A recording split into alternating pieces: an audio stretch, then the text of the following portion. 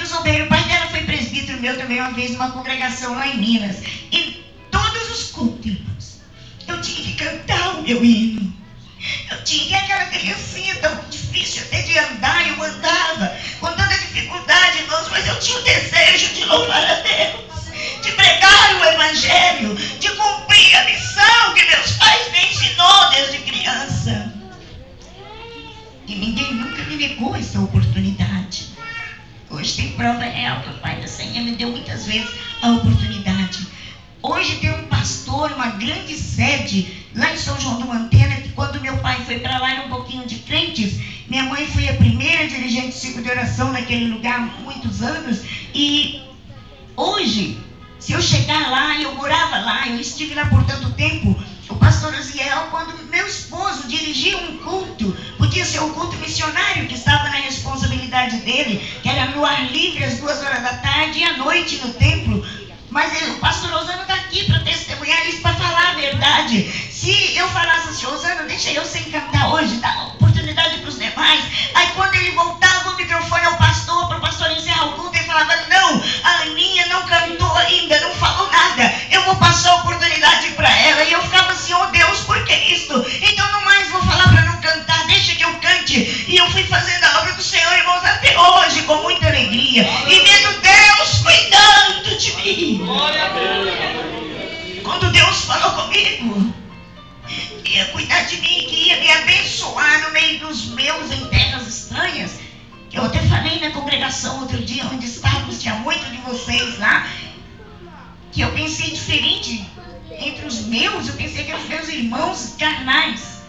Mas quando eu fui chegar aqui, eu fui entender que em terras estranhas, e eram os meus irmãos de casa, mas eu da casa do Senhor. Saiba você que aqui nós somos irmãos de casa, porque somos todos filhos de Deus, estamos aqui cumprindo uma missão. Missão esta, de missionar Jesus Cristo, irmãos.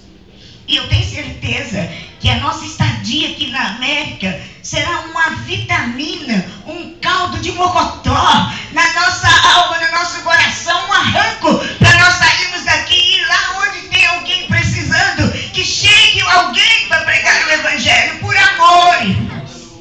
Por amor. Para ganhar as almas.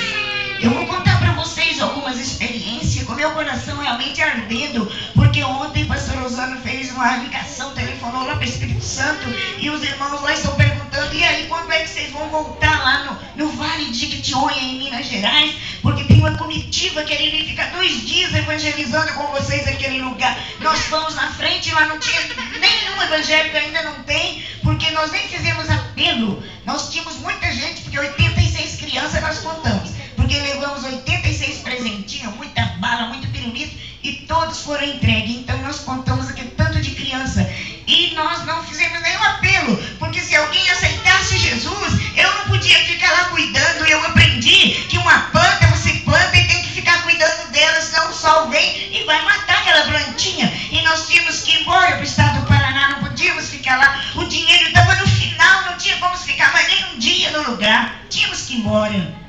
E agora os irmãos perguntando, vocês vão voltar? Nós vamos uma equipe de pessoas para ficar uns 2 dias, e se Deus permitir, nós iremos voltar sim. Só Deus sabe, porque a Ele pertence o amanhã.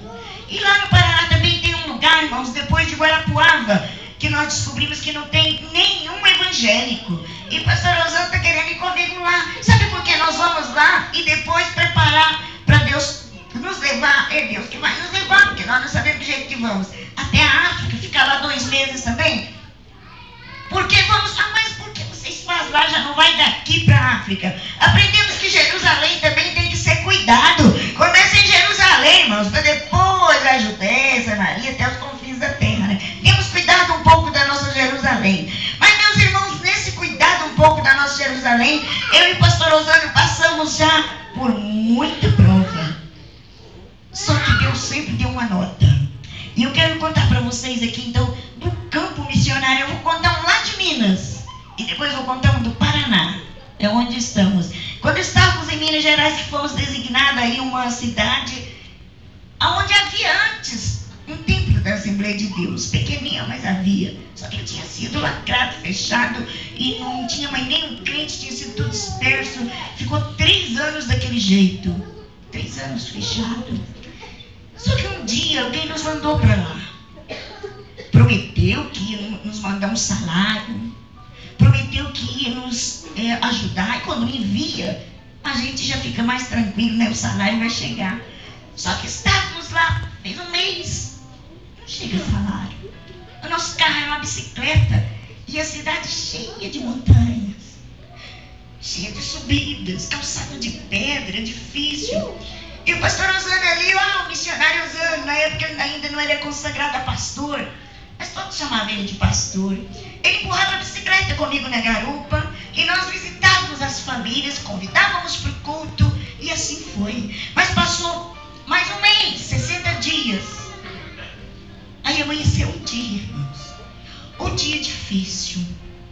Quando o André ainda era pequeno, e meu esposo foi para a igreja, e já tínhamos reabrido o trabalho, não vou contar essa história que é muito longa, ele já tinha encontrado um chefe da cidade, já tinha dado a mão para ele, feito um acordo, você cuida da sua comunidade e eu vou cuidar da obra do Senhor. E aí Deus deu graça para ele, não foi o Osano que é bravo, foi Deus que deu graça para o Osano conseguir convencer o homem de deixar fazer assim. Aí o homem falou, então tá bom, você vai para a tua igreja, eu vou para mim e tal.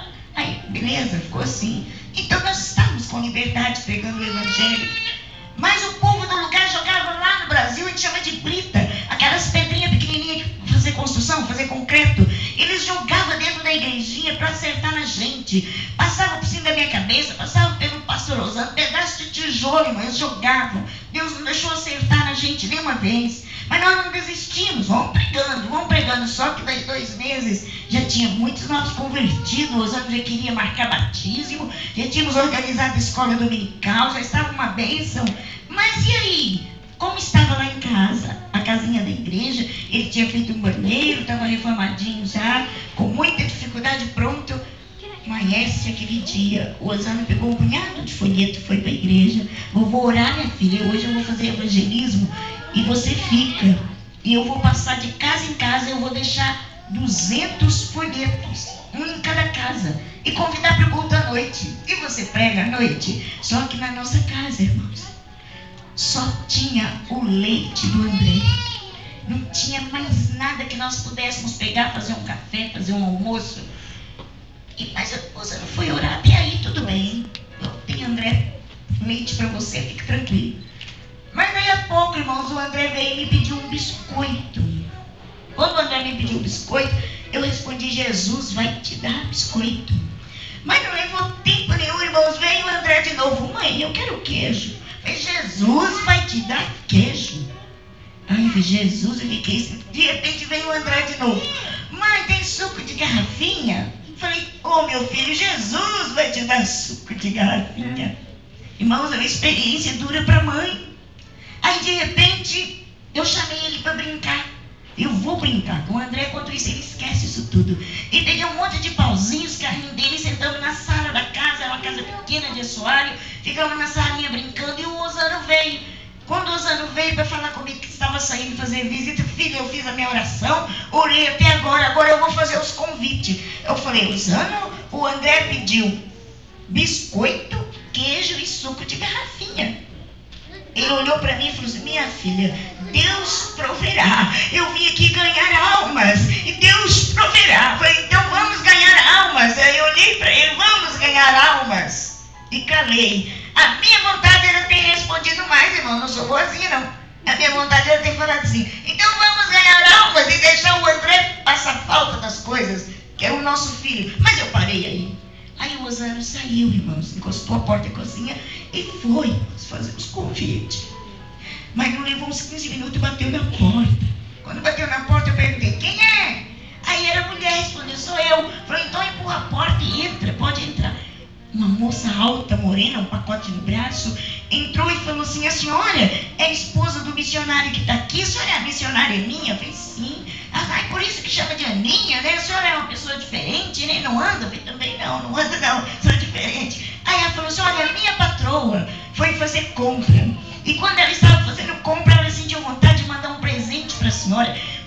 soube que tinha um casal diferente aqui. Então mandou um presente. A senhora aceita? Eu falei, aceito sim o seu presente, presente da sua patroa. E será que ela aceita o meu convite? Ela falou, qual que é o convite da senhora? Para você e a sua patroa vir no culto hoje à noite. Hoje nós estaremos pregando a palavra, falando de Deus aqui. Aí ela, eu vou falar para minha patroa, só a senhora falar assim, eu já estou com vontade de vir. Aí ela pôs aquele pacote no chão, perto de mim, era de papel. Ela pôs um embrulho no chão, e despediu e saiu. Eu abri, irmãos.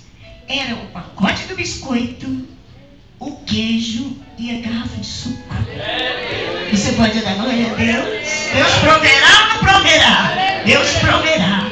Irmãos, eu vou resumir a história. Daí, mais tarde, chegou uma pessoa aí, o Osana já tinha chegado aí, Osana. Agora, eu ainda brinquei com ele. Falta só o açúcar agora para fazer o suco para o André. Aí ele falou assim, já está chegando. Só que eu pensei que estava chegando mesmo, eu olhei assim, não tinha ninguém chegando, nada, dei uma olhada. Só que estava chegando mesmo, irmãos. De repente chamou lá na porta da cozinha uma senhora que morava naquela época longe da cidade. Aí ela chegou e falou, olha, o meu esposo